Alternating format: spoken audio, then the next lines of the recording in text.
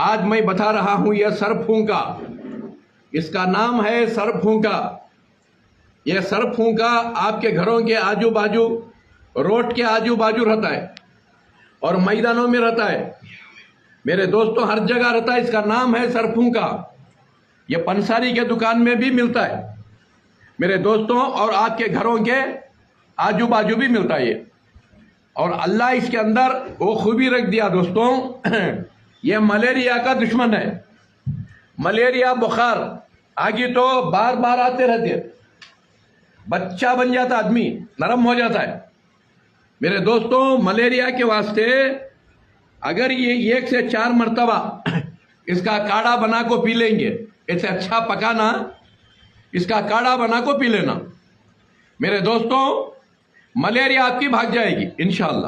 اور اس میں تھوڑا تلسی کا پتا ڈالو، کالی مرچی ڈالو اور تھوڑا زیرہ، اجوان، سونف ڈالو، ڈال کے اچھا پکا کے 1 گلاس تھوڑا گڑ ڈالو، پیتے رہو۔ 1 سے 4 ٹائم پیو، 4 سے 10 ٹائم پیو انشاءاللہ۔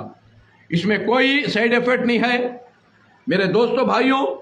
اور اس کی خوبی کیا ہے، سر پھونکے کی خوبی کیا ہے، آپ کو اس کی خوبی بتا دوں، اس کی یہ پہچان بتا دوں۔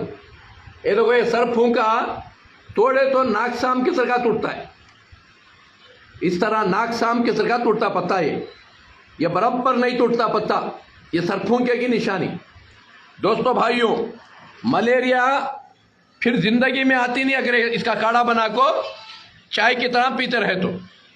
یہ بچوں کو سب پلا سکتے ہیں، اور اس کے اندر کڈنیاں، لیور کو انرجی ملتی ہے۔